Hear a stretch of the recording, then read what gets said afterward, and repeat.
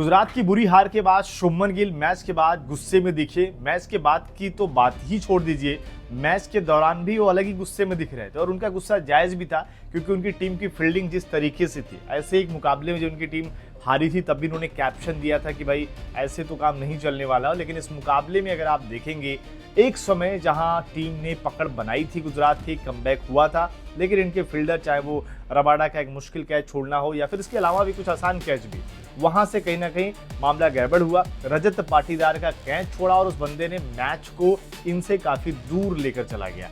Match के बाद शुभमन गिल कहीं ना कहीं निराश दिखे और उन्होंने जो कहा वो आपको बताते हैं। मैच के बाद शुभमन गिल ने कहा कि देखिए, पिच के बर्ताव से मैं ज़्यादा हैरान नहीं हूँ।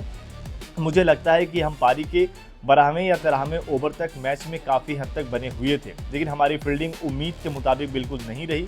हमने कुछ अहम कैच छोड़े और ग्राउंड फील्डिंग भी काफ़ी ख़राब थी। निश्चित रूप से यह एक ऐसा मैच था जिसे हम भूलकर मोहाली में एक नई शुरुआत करना चाहेंगे।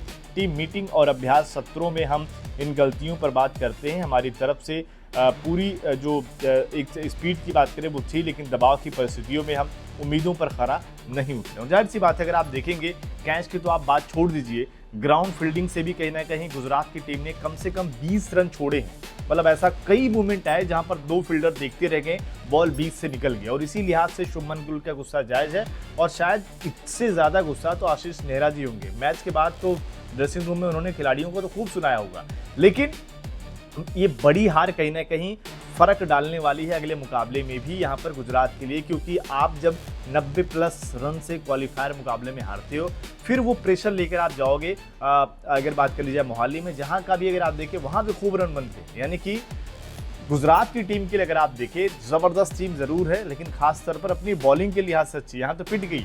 लेकिन इनकी अगर आप देखेंगे, इनके टॉप 3 को अगर आप आउट कर लेते हो, यानी बटलर, साई सुदर्शन और शुभमन गिल को, तो ये टीम 180 के टारगेट में भी फंस जाती है, क्योंकि फिर इनके सिंधु आ जाते हैं, इनके सुंदर आ जाते हैं, इनके तेवतिया आ जाते हैं, जो मिलकर ये सब भी 50 रन नहीं बना पाते। रेयर बैटिंग आ गई यहाँ पर तेवतिया की, जो मैच खत्म हो गया था, कर दिए।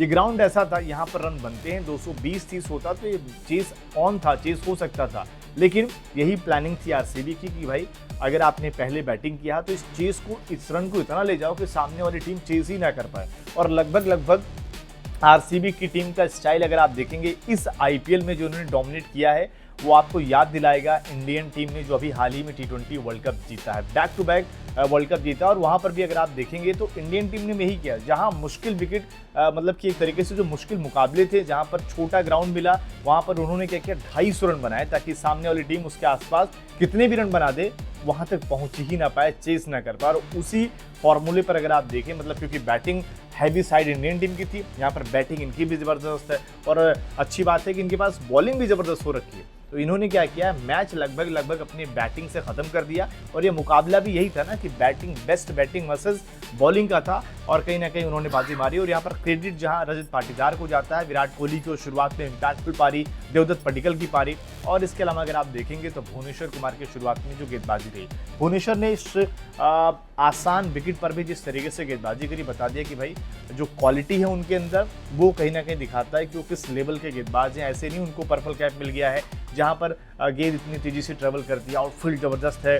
और इसके अलावा और कुछ किस्मत भी अगर आप देखेंगे तो गुजरात के खिलाफ ही रही, चाहे वो साई सुदर्शन का विकेट हो, चौका गया लेकिन वो प्ले डाउन हो गए वहाँ पर। इसके अलावा अगर आप देखेंगे शुभमन गिल जिस तरीके से वो भुवी के सामने आमतौर पर आउट ही हो जाते हैं, और यहाँ पर भी वही हुआ सीन कि भुवनेश्वर कुमार ने एक बार फिर से उनको आउट कर दिया, अंदर आती बॉल पर बोल्ड हो गए। अमूमन इस तरीके से वो आउट होते हैं। वहीं उसके बाद अगर गिल और सुदर्शन को आपने आउट कर लिया तो फिर यानी कि आपने गुजरात की टीम को पकड़ लिया। लेकिन अब यहाँ पर चैलेंज ज़्यादा रहेगा गुजरात के लिए, लेकिन आरसीबी के लिए कोई टेंशन वाली बात नहीं, क्योंकि जिस तरीके से उस टीम का बॉडी लैंग्वेज है, जिस तरीके से टीम वो खेल रही है, ऐसा लग रहा है कि बैक टू बैक दूसरी बार वो ट्रॉफी जीतने वाले हैं। जो कारनामा इससे पहले सीएसके ने किया है, जो कारनामा इससे पहले एमआई की टीम ने किया है, लग रहा है उसी राह पर आरसीबी की टीम भी पहुंचने वाली है। यहाँ पर अगर वो फाइनल जीतते हैं तो फिर वो भी उसी श्रेणी में शामिल हो जाएंगे। यहाँ पर 5वीं बार वो आईपीएल के फाइनल में भी पहुंचे हैं, ये भी अपने आप में उन्होंने रिकॉर्ड बना दिया। हाँ, ये ज़रूर है कि